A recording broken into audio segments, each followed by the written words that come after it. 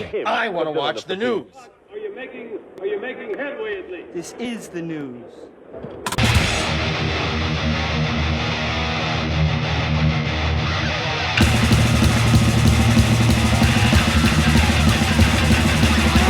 Schmack-a-magab, it's time for the only news that matters.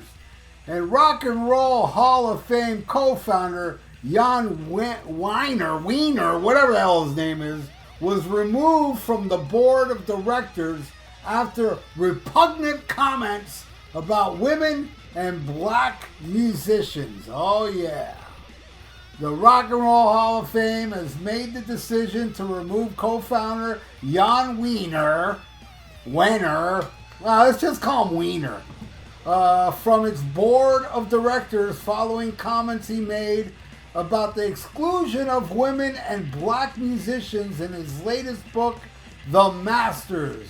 Repugnant allegations neither can articulate themselves well enough, he says. You know, and he's talking to New York Times, this Weiner guy. And says he allowed artists to edit their interviews transcripts in order to clarify certain remarks because it's a long term of yap and verbiage and you sometimes don't think every word. Basically, the 77-year-old Weiner is admitting that the interview subjects included in his book, all white male musicians, by the way, were not the most articulate themselves, yet they were worthy of inclusion, while women and black musicians were not, establishing an obvious double standard. So why did the Rock and Roll Hall of Fame remove Weiner from the board of directors? In his latest book, The Masters, you know, how ironic he calls it The Masters. Yes, master. White male musicians make up to 100% of the interview content. Several total musicians interviews are featured are like Bono and Bob Dylan, Jerry Garcia, Mick Jagger, John Lennon, Bruce Springsteen, Pete Townsend, which Werner defends when asked by the New York Times why other demographics of rock musicians, such as women and black artists, were not included despite their significant influence on this type of music. So, yeah, The Masters is touted as a visit to the Mount Olympus of rock. In a description of the Hatchet Book Group website, the book is published through Little Brown and Company, which is owned by Hatchet Book Group. In response to Warner's comments of why he did not include interviews with black women and black musicians and women, the Rock and Roll Hall of Fame issued the following statement. JANN Weiner has been removed from the board of directors of the Rock and Roll Hall of Fame Foundation. Well, there you go. This idiot. I've really despised this guy for ages. I think the first time I ever saw this idiot talk was on MTV when the Rock and Roll Hall of Fame first started, and he was all pompous in the interview. Like, you know, he knew what good music was, and everybody else didn't. And he's like, the reason we won't let a band in the Rock and Roll Hall of Fame for 25 years is because if we let anybody in, we'd let in bands like Journey and stuff. Like, oh, they're not worthy of the Rock and Roll Hall of Fame. Well, he had to eat crow later because they did induct Journey into the Rock and Roll Hall of Fame because the Rock and Roll Hall of Fame is all about money. You know, it's like they ain't about the artist or any of that. It's all about money.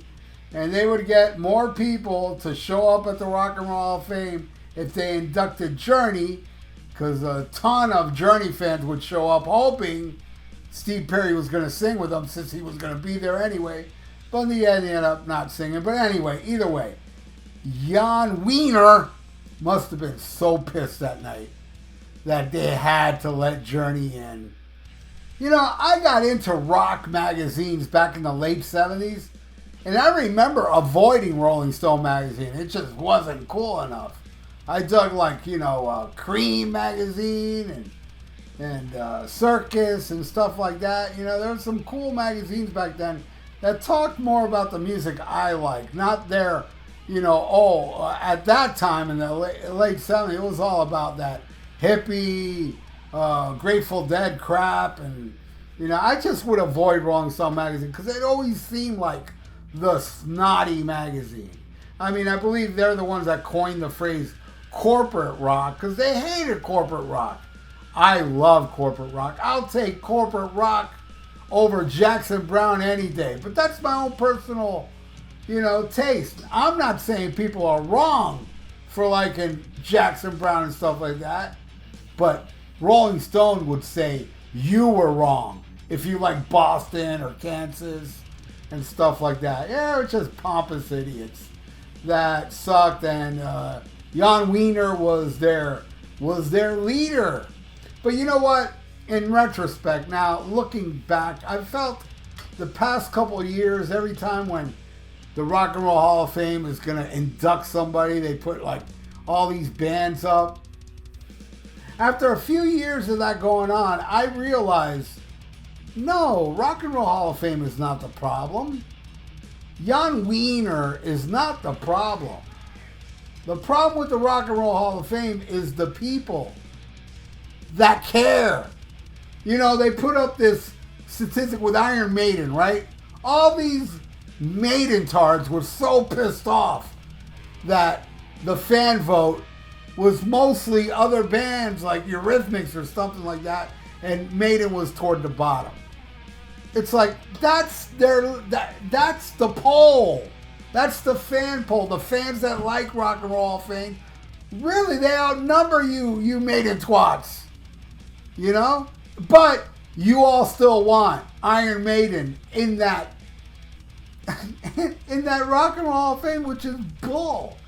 It's so idiotic, you know, to think about, you know, how you want your band to be in the Hall of Fame that's run by the enemies of your band. These idiots at Rolling Stone hated metal. Hated it. Never gave one favorable review to Black Sabbath back in the 70s. And never gave a favorable review to Led Zeppelin. And guess what? Both of them are in the Rock and Roll Hall of Fame because they had to eat crow. Which they well deserved. And everybody that wants your favorite metal band in the Rock and Roll Hall of Fame, you deserve to be so disappointed when they don't do it. And I hope you're disappointed every year. I don't want metal bands in the Rock and Roll Hall of Fame. I want them to induct, you know, Color Me Bad, you know, and stuff like that. You know, that to me is more appropriate. Vanilla Ice should be in next year, you know.